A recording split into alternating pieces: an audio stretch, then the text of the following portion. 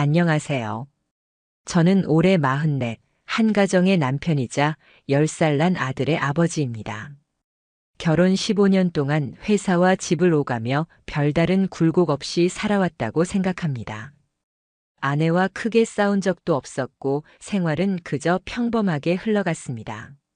아침이면 출근 준비로 분주했고 저녁이면 TV 앞에서 하루를 마무리하는 그런 단조로운 일상이 15년 동안 이어졌죠. 그런데 몇 달 전 그 평범한 일상이 단 한 장의 종이로 무너졌습니다. 인사팀에서 건네준 권고사직 안내서. 검은 글씨로 인쇄된 문장들은 차갑게만 느껴졌습니다. 그동안 수고 많으셨습니다. 이 말이 인사냐 아니면 작별이냐. 제 귀에는 이제 당신은 필요 없다로만 들렸습니다. 퇴근길 지하철 유리에 비친 제 얼굴이 낯설었습니다. 눈밑이 퀭하게 꺼져 있었고 표정은 텅 비어 있었습니다. 집으로 가야 하는 발걸음이 무거웠습니다. 아내에게 뭐라고 말해야 할지, 아들에게 어떤 얼굴을 보여줘야 할지 감조차 오지 않았습니다. 집에 돌아오니 아내가 주방에서 저녁을 준비하고 있었습니다. 왔어? 오늘은 좀 늦었네. 평소처럼 건넨 인사말이었지만 저는 목소리가 잘 나오지 않았습니다. 회사 그만두게 됐어. 그 한마디에 아내는 칼을 내려놓고 저를 봤습니다. 뭐라고? 그 이상의 대화는 잠시 없었습니다. 식탁 위 김치찌개에서는 김이 모락모락 피어나고 있었지만 제 입맛은 사라진 지 오래였습니다. 숟가락을 겨우 들었지만 밥 한 술 삼키기가 어려웠습니다. 그날 밤 잠이 오질 않았습니다. 천장을 바라보며 생각했습니다. 앞으로 어떻게 살아야 하지? 대출금은 그대로 남아있고 생활비는 매달 나가야 한다. 아내 월급 하나로는 버틸 수 없다. 당장 내일이라도 무언가를 해야 했다. 며칠 후 인터넷 구인 사이트를 샅샅이 뒤졌습니다. 하지만 40대 중반의 경력자를 뽑는 회사는 거의 없었습니다. 면접을 봐도 결과는 뻔했습니다. 추후 연락드리겠습니다. 그 추후가 영원히 오지 않을 거라는 걸 잘 알고 있었죠. 그러던 중 문득 예전에 한 친구가 벌었던 아르바이트가 떠올랐습니다. 오토바이 음식 배달. 몸은 힘들어도 돈은 제법 된다던 그의 말이 귓가에 맴돌았습니다. 머릿속에서 재빨리 계산이 돌아갔습니다. 지금 당장 할 수 있고 최소한 생활비는 벌 수 있는 일. 집 구석에 세워둔 먼지 쌓인 오토바이가 떠올랐습니다. 며칠째 세워둔 탓에 타이어에 먼지가 두껍게 끼어 있었고 시트 위엔 묵은 때가 앉아 있었습니다. 정비소에 맡겨 엔진 오일을 갈고 브레이크 패드를 교체하고 타이어를 새로 끼웠습니다. 시동을 걸자 부릉하는 소리와 함께 묘한 떨림이 몸으로 전해졌습니다. 마치 죽어있던 제 삶이 다시 깨어나는 듯 했습니다.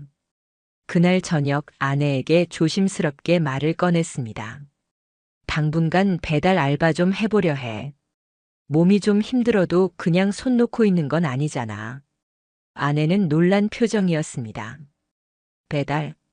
오토바이 타고? 그 나이에 위험하지 않아? 요즘 사고도 많다는데.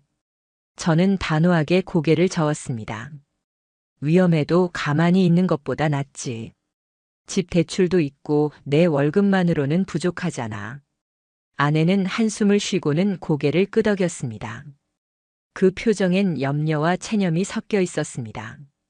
그렇게 낮에는 구직 활동, 밤에는 배달 알바를 뛰는 생활이 시작됐습니다. 비 오는 날도 눈 오는 날도 헬멧과 장갑을 끼고 골목골목을 누볐습니다.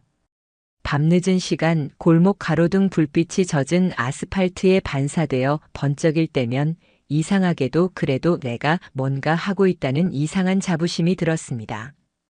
배달을 하다 보면 참 다양한 사람들을 만납니다. 술에 절어 횡설수설하는 손님, 문 앞에서 싸우던 커플, 집이지만 아무리 배를 눌러도 나오지 않는 사람. 힘은 들어도 집에 돌아와 벌어온 돈을 세어보는 순간은 숨통이 트였습니다. 그렇듯 하루하루를 버티던 어느 날이었습니다.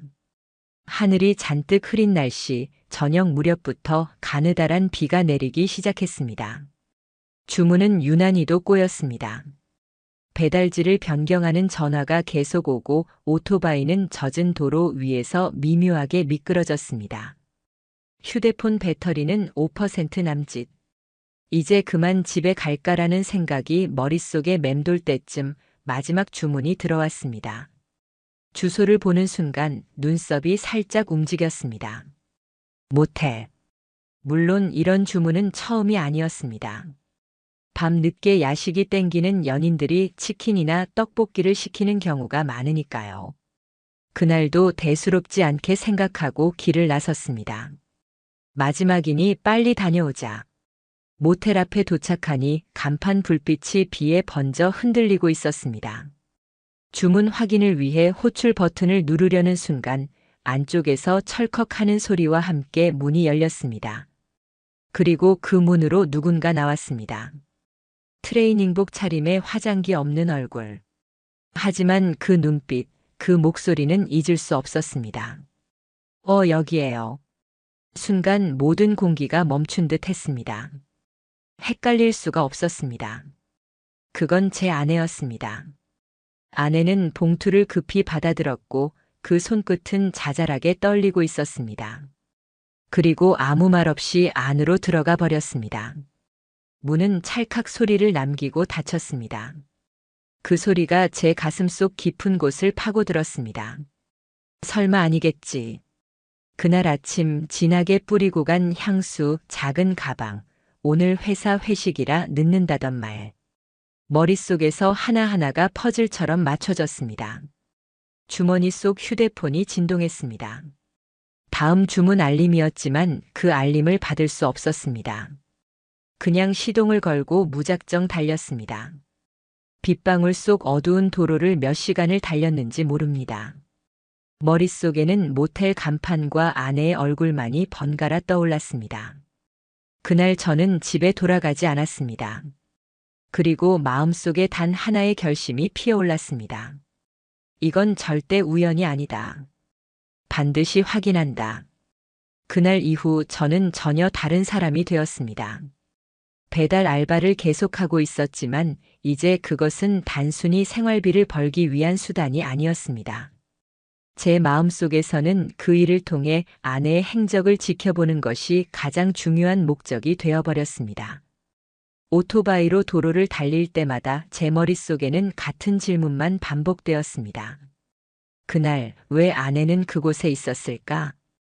그 방 안에는 누가 있었을까? 그날 모텔 앞에서 스친 눈빛이 계속 떠올랐습니다. 말로는 표현하기 어려운 불안과 긴장, 그리고 감추고 싶은 무언가가 섞인 눈빛이었습니다. 저는 15년 동안 그 사람과 함께 살며 수천 번도 넘게 아내의 표정을 보아왔습니다. 시시콜콜한 대화 속에서 그녀가 무슨 기분인지 읽을 수 있는 정도는 당연히 알고 있었습니다. 그런데 그 순간의 표정은 제가 단 한 번도 본 적 없는 것이었습니다. 다음 날 아침 아내는 마치 아무 일도 없었다는 듯 주방에 서 있었습니다. 식탁 위에는 계란 프라이, 김치찌개, 미역 줄기볶음이 차려져 있었습니다. 매번 먹던 평범한 메뉴였지만 그날은 이상하게 김치찌개의 냄새가 역하게 느껴졌습니다.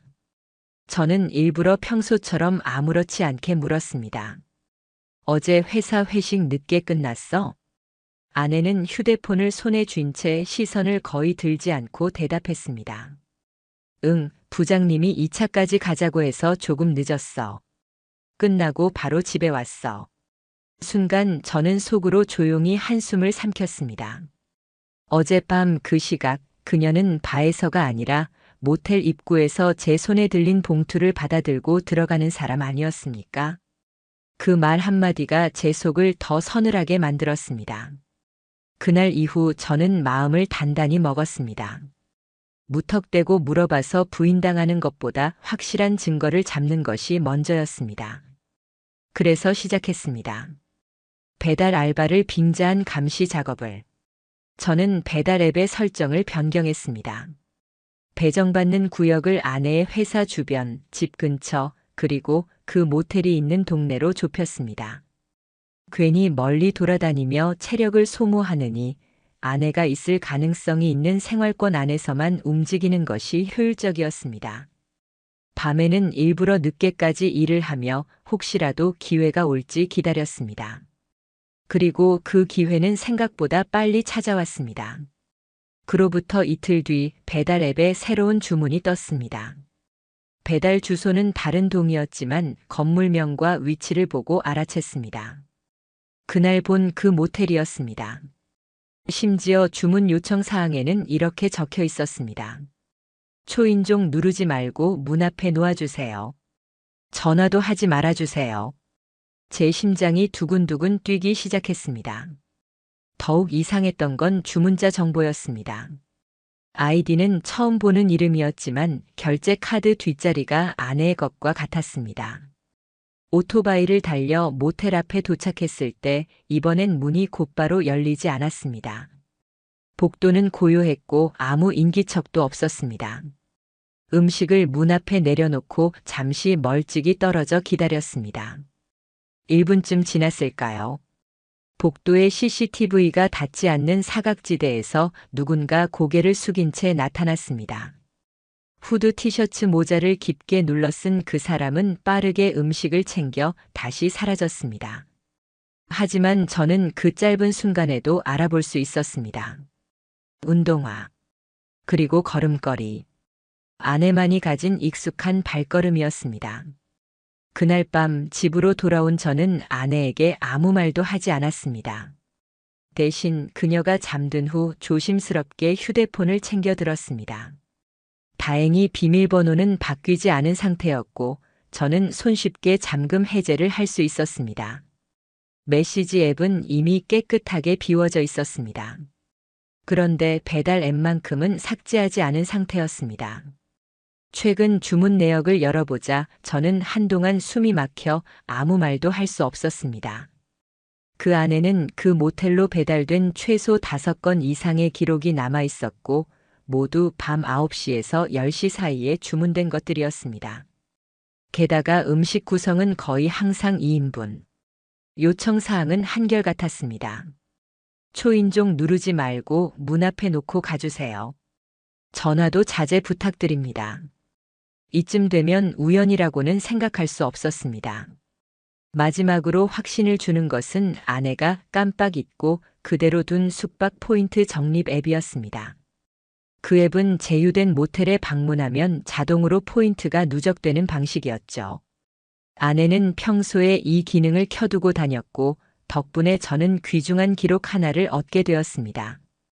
휴대폰 속 적립 내역에는 그 모텔의 이름이 여러 번 나열되어 있었습니다.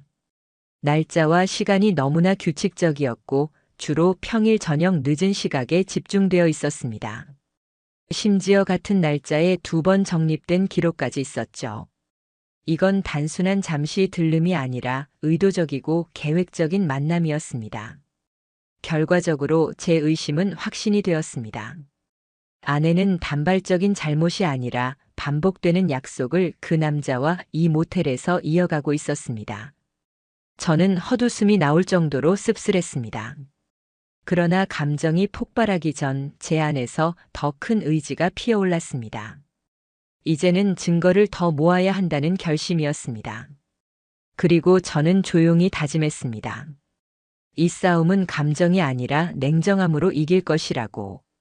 아내가 반복적으로 그 모텔을 이용한다는 확신이 생긴 뒤에도 저는 바로 따지지 않았습니다. 속으로는 심장이 미친 듯이 뛰고 머릿속에서는 수백 가지 감정이 터져 나오고 있었지만 겉으로는 아무렇지 않은 척했습니다.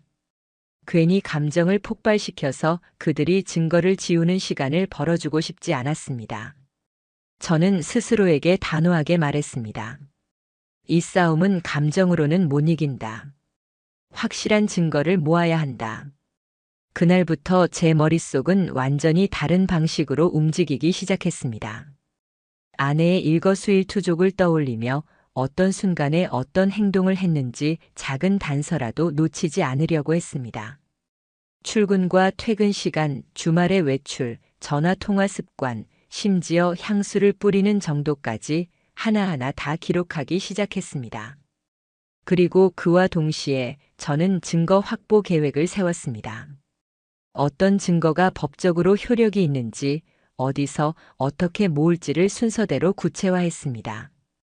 첫 번째 목표는 배달앱 주문 내역이었습니다. 아내의 휴대폰에서 접속해 스크린샷을 찍는 것만으로도 확인은 가능했지만 그것만으로는 법정에서 공식 기록으로 인정받기 어려울 수 있었습니다. 그래서 저는 고객센터에 메일을 보냈습니다. 이 기록은 부부 공동 생활비로 결제된 내역이며 현재 법적 분쟁 준비를 위해 확인이 필요합니다. 처음에는 개인정보라는 이유로 거절당했습니다.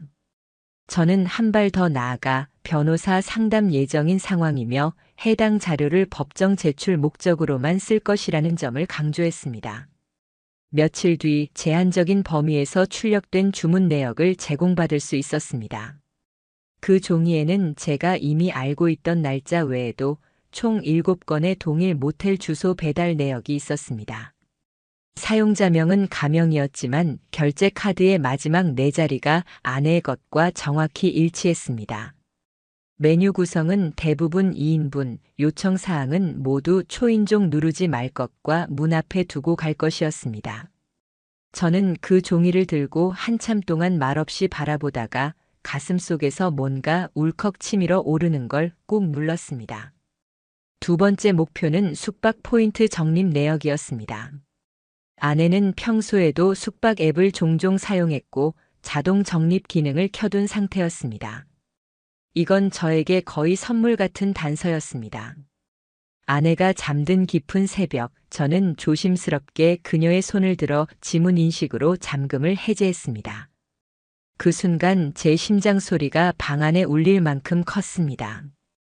혹시라도 그 소리에 그녀가 깰까봐 숨까지 멈출 정도였습니다. 포인트 적립 앱을 열자 눈앞에 명확한 기록들이 펼쳐졌습니다. 그 모텔 이름이 줄줄이 이어져 있었고 날짜와 시간이 일정했습니다. 대부분 평일 저녁 8시에서 10시 사이라 그녀가 운동 다녀오겠다고 말하던 시간과 정확히 겹쳤습니다. 심지어 같은 날짜에 2번 적립된 기록까지 있었습니다. 저는 떨리는 손으로 모든 화면을 사진으로 남겼습니다. 세 번째는 현장 CCTV 확보였습니다. 솔직히 가장 위험한 시도였지만 CCTV에 남아있는 그들의 모습을 확보한다면 부인할 여지가 전혀 없겠다고 생각했습니다.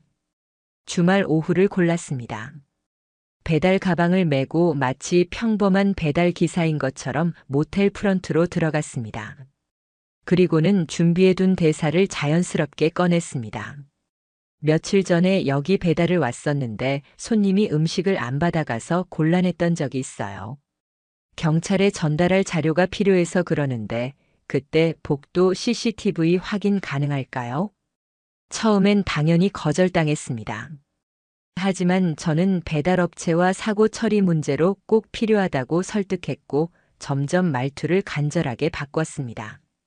결국 직원 한 명이 CCTV 일부 영상을 열어줬습니다.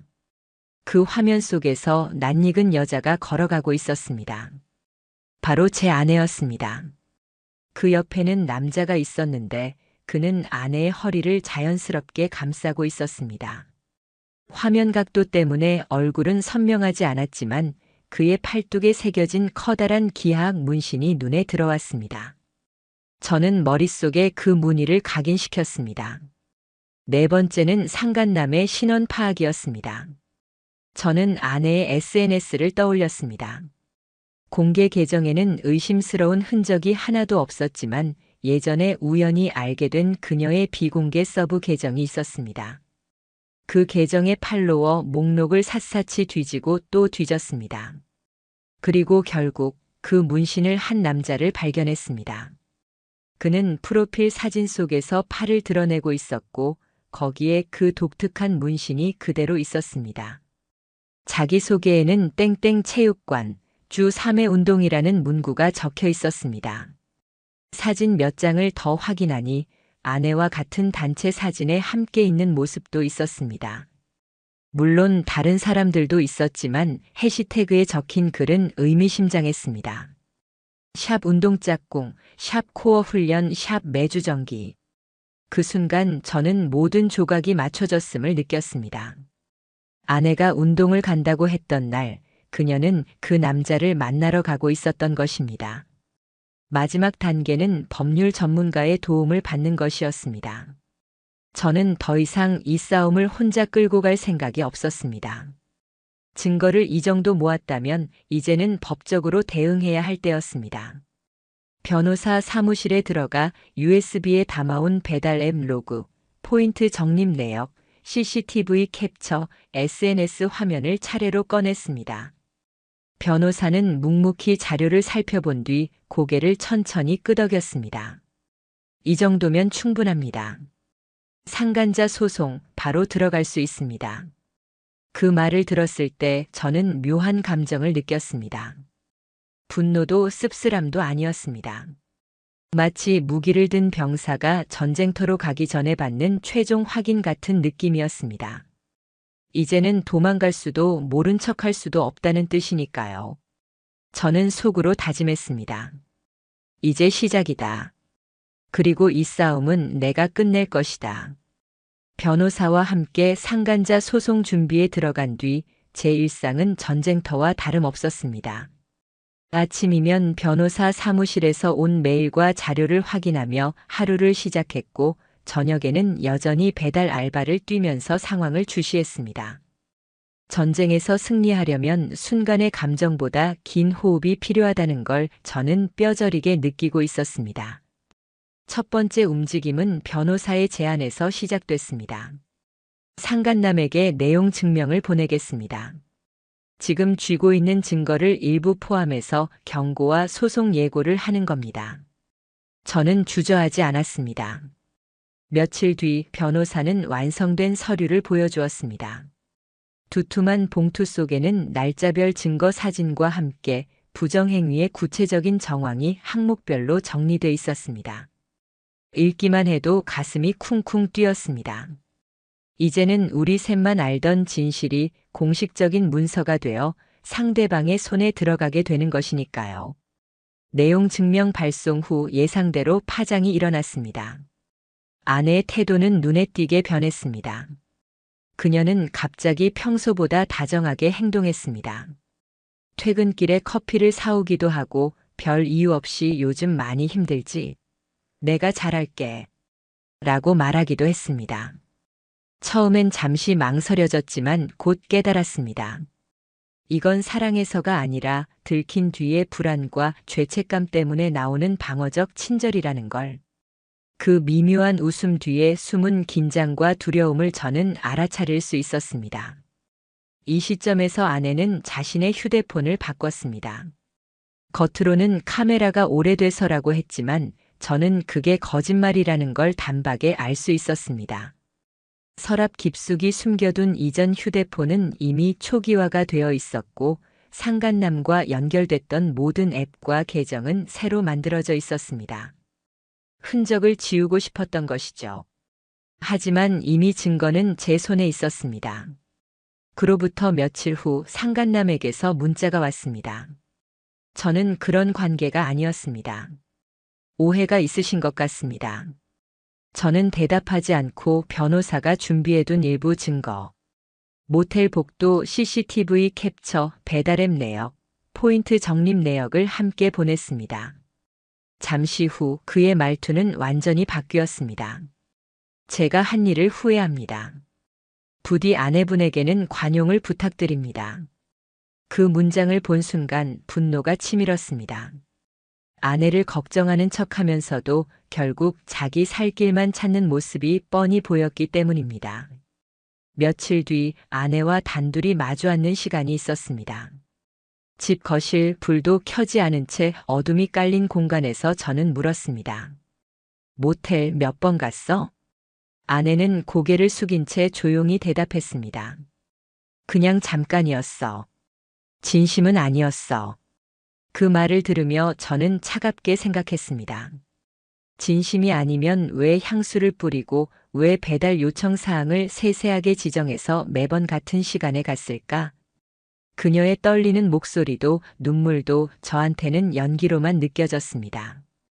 변호사와의 두 번째 미팅에서 상간남에 대한 추가 조사가 진행됐습니다.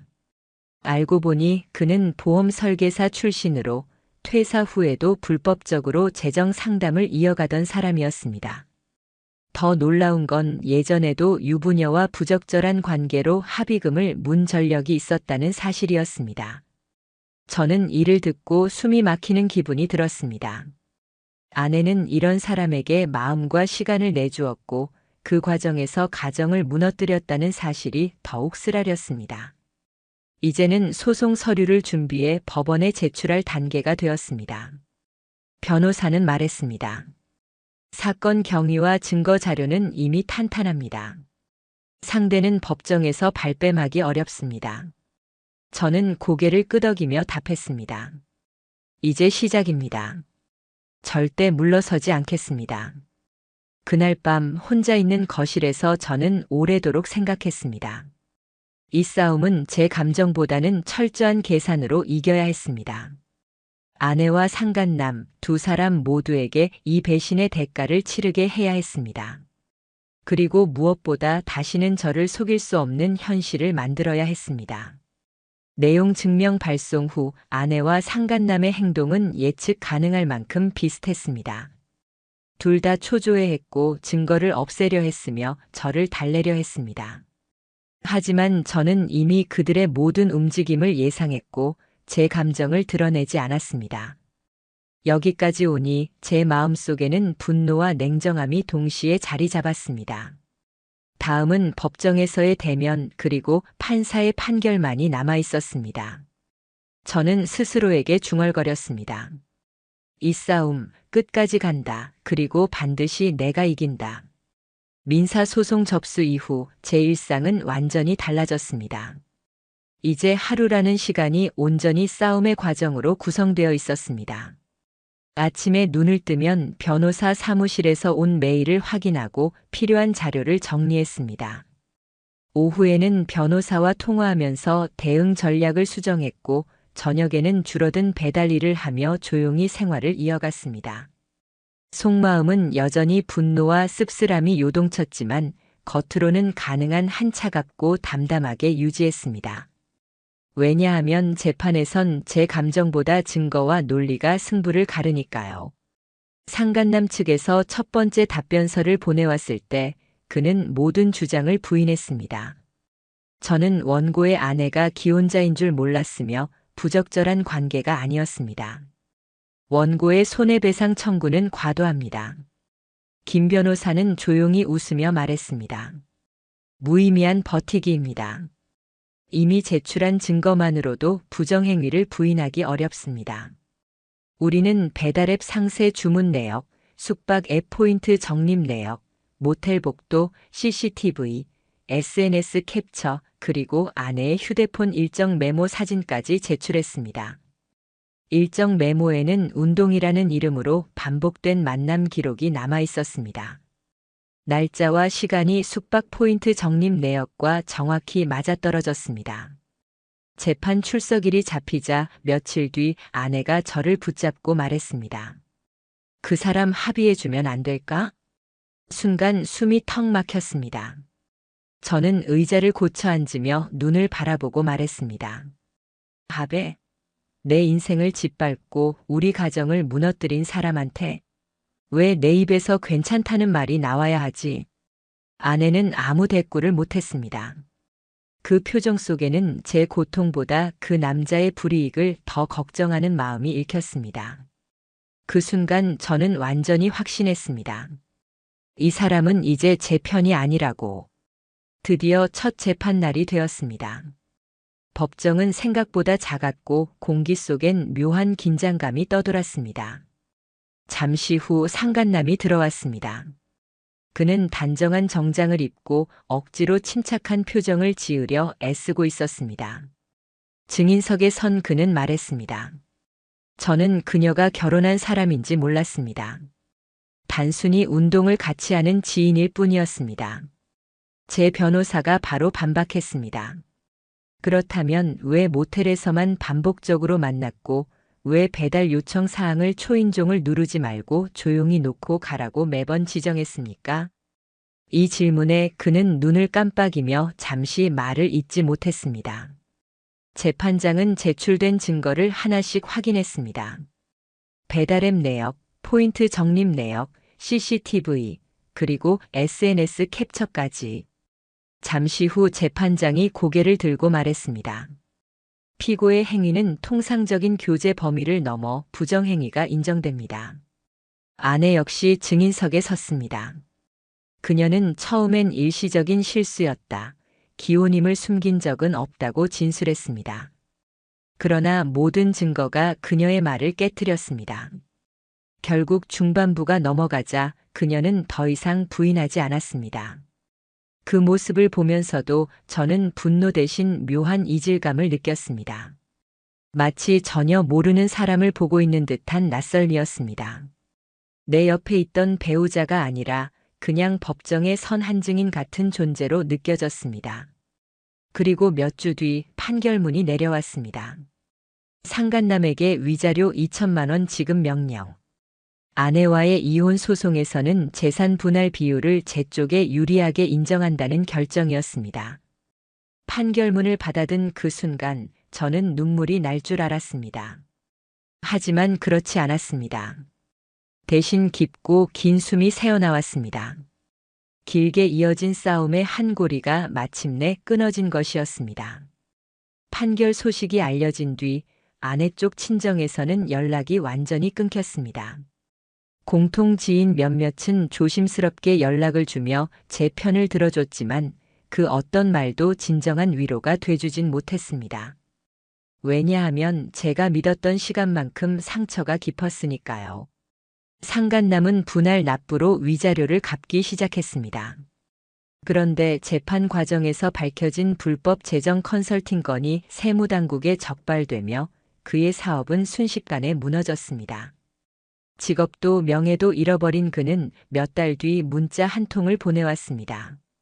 그 문자는 이렇게 적혀 있었습니다. 결국 제가 잘못했습니다. 하지만 이렇게까지 될 줄은 몰랐습니다. 이번에는 전처럼 화가 나지 않았습니다. 그저 모든 게 끝났다는 사실만이 머릿속을 채웠습니다. 그래서 저는 짧게 답장했습니다. 이건 제가 한 게 아니라 당신이 만든 결과입니다. 그 한 줄이 이 긴 싸움에 대한 제 마지막 발언이었습니다. 아내는 이혼 절차를 밟는 동안에도 가끔은 저를 설득하려 했습니다. 그래도 우리가 함께한 시간은 의미 있었잖아요. 하지만 저는 단호하게 말했습니다. 그 시간의 가치는 당신이 팔아버렸어. 스스로 선택한 결과를 받아들여. 그날 이후로 그녀는 더 이상 제 앞에서 과거를 끄집어내지 않았습니다. 저는 판결문을 책상 서랍에 넣었습니다. 그 안에는 단순한 재판 결과가 아니라 제가 끝까지 버텨온 시간과 의지가 담겨 있었습니다. 패배감을 주던 순간들도 많았지만 결국 진실이 법정에서 인정받았다는 사실 하나만큼은 저를 지켜주는 힘이 되었습니다. 판결이 내려진 이후 제 손에는 법원의 판결문과 변호사가 정리해준 소송 결과 보고서가 남았습니다. 거기에 적힌 문장들은 간결했지만 그 안에 제가 지난 몇 달간 겪은 모든 전쟁과 상처가 압축되어 있었습니다. 아내와의 이혼 절차는 생각보다 빠르게 진행됐습니다. 판결문에서 이미 재산 분할 비율이 제 쪽에 유리하게 정해졌기 때문에 협상이라고 할 것도 없었습니다. 서류상 절차만 밟으면 되는 상황이었죠. 아내는 처음에는 조용히 그러나 시간이 갈수록 감정적인 접근을 시도했습니다. 정말 이렇게 끝낼 거야? 우리 아들은 그래도 같이 한 세월이 얼마나 긴데. 저는 그 말을 들을 때마다 더는 흔들리지 않았습니다. 그 세월의 가치는 스스로 버렸습니다. 그리고 아들에게 떳떳한 건 거짓을 참는 아버지가 아니라 진실을 지킨 아버지입니다. 재산 분할 과정에서도 저는 단호했습니다. 정당한 법적 비율 이상을 요구했고 그녀는 결국 받아들일 수밖에 없었습니다. 그 어떤 타협도 없었고 예전의 정도 개입시키지 않았습니다. 이건 감정이 아니라 책임에 대한 문제였으니까요. 마지막으로 도장 찍는 날, 그녀는 법원 앞 복도에서 조용히 울었습니다. 이제 난 어떻게 살아야 해? 저는 답했습니다. 그건 이제 내 일이 아니야. 선택은 당신이 했고 그 결과도 당신의 몫이야. 그녀는 한참을 가만히 서 있다가 고개를 숙이고 돌아섰습니다. 그날 집에 돌아오자마자 저는 창문을 활짝 열었습니다. 그녀가 떠난 뒤에도 거실에는 묘하게 무거운 공기가 남아 있었거든요. 마치 모든 것을 털어냈는데도 가슴 한편이 답답한 느낌이었습니다. 한참 동안 찬 바람을 맞으며 그 묵직함이 서서히 빠져나가길 기다렸습니다. 상간남의 삶은 판결 이후부터 급격히 무너졌습니다. 위자료 2천만 원을 분할 납부하기 시작했지만 이미 그에게 남은 재산이 많지 않았습니다. 재판 과정에서 드러난 불법 재정 컨설팅 건으로 세무당국의 조사가 이어졌고 결과적으로 사업은 폐업 수순을 밟았습니다. 몇 달 뒤 상간남이 문자 한 통을 보냈습니다. 모든 걸 잃었습니다. 이렇게까지 될 줄은 몰랐습니다. 짧은 문장이었지만 그 안에는 억울함과 후회, 그리고 두려움이 뒤섞여 있었습니다. 저는 잠시 고민하다가 답장을 보냈습니다. 당신이 만든 결과입니다. 저는 진실을 드러냈을 뿐입니다. 그게 전부였습니다. 아내 역시 판결 이후 생활 반경이 크게 달라졌습니다. 그녀가 다니던 체육관은 상간남의 과거 전력이 주변에 알려지면서 불편한 시선을 견디지 못하고 스스로 그만뒀다고 들었습니다. SNS 계정 역시 폐쇄했고 공통 지인과의 연락도 끊겼습니다. 저는 일부러 그녀의 소식을 깊이 파고들지 않았습니다. 어차피 알아야 할 이유도 알아서 저에게 좋을 것도 없었으니까요. 이혼 후 저는 작고 조용한 원룸으로 이사했습니다. 넓진 않았지만 불필요한 것들이 모두 사라진 공간은 의외로 편안했습니다. 밤이 되면 베란다 문을 열고 바람을 맞으며 커피를 마셨습니다. 그동안의 피로와 긴장이 서서히 풀리면서 비로소 깊게 숨을 쉴 수 있었습니다. 밤하늘을 바라보면서 이제는 나만을 위해 산다는 다짐을 반복했습니다. 예전엔 밤 10시쯤이면 아내가 어디에 있는지, 누구와 있는지에 대해 마음속에 의심이 가득 차 있었지만 이제는 그런 생각 없이 책을 읽다 잠드는 것이 얼마나 큰 자유인지 새삼 느꼈습니다. 하지만 아무리 시간이 지나도 가끔은 예전 사진들이 불쑥 눈앞에 나타났습니다. 핸드폰 앨범을 정리하다 보면 웃으며 찍었던 사진 속에 우리가 있었습니다. 한때 행복했던 순간이었지만 그 이면에 감춰져 있었던 거짓과 배신을 떠올리면 손끝이 차가워졌습니다. 그래도 그 사진들을 바로 지우진 않았습니다. 이제는 미련이나 감정보다는 그 시간도 내 인생의 한 부분이었다는 기록처럼 다가왔기 때문입니다. 시간이 조금 더 흐른 뒤 저는 다시 일을 시작했습니다. 정규직 자리는 아니었지만 사람들과 함께 웃으며 일할 수 있는 직장이었습니다. 출근할 때마다 내가 버텼기 때문에 다시 이렇게 웃을 수 있다는 생각이 들었습니다. 오토바이 헬멧을 썼던 시간보다 사무실 책상 앞에서 동료와 대화하는 시간이 많아진 것도 좋았습니다. 밤이 되어도 휴대폰을 수시로 들여다보지 않아도 되고 누군가의 거짓말을 의심하며 가슴 졸일 필요가 없다는 것만으로도 충분했습니다. 이혼 과정과 그 이후의 삶은 제 인생에서 가장 큰 상처이자 동시에 가장 큰 전환점이었습니다. 아내와 상간남은 각자의 선택의 대가를 치르며 살고 있습니다. 그리고 저는 제 선택이 옳았음을 매일 확인하며 살아갑니다.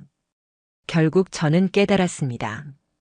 누군가의 거짓말 속에서 눈 감고 살아가는 것보다 아픈 진실을 받아들이고 그 뒤를 살아내는 것이 훨씬 값지다는 것을. 이제 제 하루는 고요하지만 단단합니다. 다시는 과거로 돌아가지 않을 것이고 다시는 제 눈과 귀를 속이는 사람 곁에 서지 않을 것입니다. 판결이 내려지고 이혼 서류의 잉크가 마른 지도 어느덧 몇 달이 흘렀습니다. 법적 절차라는 거대한 전쟁터에서 물러나자 처음엔 이상한 공허함이 밀려왔습니다. 그동안은 눈앞의 목표가 분명했기 때문에 버텼지만 이제는 마음속에서 모든 소리가 사라진 듯 고요했습니다. 하지만 그 고요함은 점점 편안함으로 변해갔습니다. 아침에 눈을 뜨면 해야 할 건 단순했습니다. 내 하루를 나를 위해 쓰는 것. 누군가의 거짓말을 의심하며 휴대폰을 들여다보는 대신 따뜻한 커피를 내려 창밖으로 들어오는 햇빛을 바라봤습니다. 작은 원룸이었지만 저는 그 공간에 제 취향과 시간을 채워 넣었습니다. 책장을 들이고 오래 미뤘던 기타 연습을 다시 시작했습니다. 저녁이면 창문을 열고 바람을 맞으며 음악을 틀어놓았습니다. 세상과 저 사이에 낀 얇은 공기가 더 이상 무겁게 느껴지지 않았습니다. 그렇게 차분한 일상이 이어지던 어느 날 모르는 번호에서 전화가 걸려왔습니다. 받아보니 뜻밖에도 상간남의 목소리였습니다. 혹시 제 전 직장에 탄원서 넣으신 적 있으십니까? 저는 담담하게 대답했습니다. 아니요. 저는 법적으로만 대응했습니다. 그는 잠시 침묵하더니 낮은 목소리로 말했습니다. 그럼 도대체 누가 제 일은 완전히 끝났습니다. 그 짧은 대화로도 상황을 짐작할 수 있었습니다. 그는 회사를 스스로 그만둔 게 아니라 내부 민원과 불법 행위 문제로 쫓겨난 것이었습니다. 불법 재정 컨설팅과 유부녀와의 부적절한 관계 소문이 돌며 더 이상 회사에서도 감싸줄 수 없었던 겁니다. 며칠 뒤 또 다른 소식이 들려왔습니다.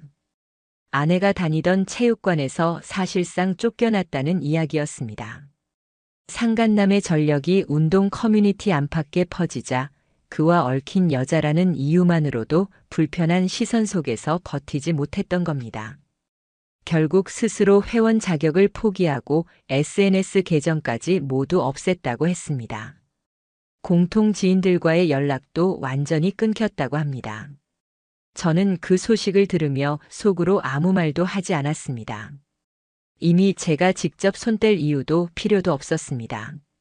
그들은 스스로 무너지고 있었으니까요. 그게 제가 바랐던 방식이기도 했습니다. 복수란 반드시 소리를 내며 피를 흘리며 해야 하는 것만이 전부가 아니라는 걸 저는 배웠습니다. 저는 처음부터 끝까지 모든 걸 기록했고 필요한 순간에 법적으로만 움직였습니다. 그리고 그 이후는 세상과 사람들의 시선이 알아서 처리해 주었습니다. 그게 가장 오래가고 확실한 복수였습니다. 밤에 혼자 베란다에 서서 바람을 맞으며 커피를 마실 때 문득 지난 시간을 돌아봅니다. 처음 오토바이를 몰고 나섰던 날, 그리고 그 모텔 앞에서 마주친 아내의 눈빛. 그 모든 장면이 여전히 선명하지만 예전처럼 가슴을 짓누르진 않습니다. 이제는 그저 내 인생을 바꾼 날로만 기억됩니다. 가끔은 아내와 함께했던 행복했던 사진들이 핸드폰에서 불쑥 나타납니다. 예전 같으면 가슴이 철렁하며 서둘러 지웠겠지만 지금은 그냥 한 번 보고 화면을 넘깁니다. 그 시간마저도 결국 제 삶의 일부였기 때문입니다. 그리고 그 장면들을 덮어버리는 새로운 현재가 있으니까요. 사람들은 말합니다. 정말 대단하다. 그렇게 버티고 끝까지 해내다니. 하지만 저는 압니다. 그건 용기가 아니라 더는 물러설 곳이 없었기 때문에 발버둥친 결과라는 걸. 지금은 밤이 깊어도 마음이 조용합니다. 어디선가 들려오는 오토바이 소리에도 네온사인 불빛에도 동요하지 않습니다. 누군가의 초인종을 몰래 누르지 말아달라는 요청에 신경 쓸 일도 없습니다. 대신 제 안에서 울리는 건 단 하나입니다. 이젠 나만을 위해 산다. 그 문장이야말로 이 모든 싸움을 끝까지 마무리 짓게 만든 제 결론이자 앞으로의 다짐입니다. 저는 이제 더 이상 과거를 붙잡지 않습니다. 그 대신 오늘의 평온함과 내일의 가능성을 붙잡습니다. 그게 제가 승리했다는 가장 확실한 증거입니다.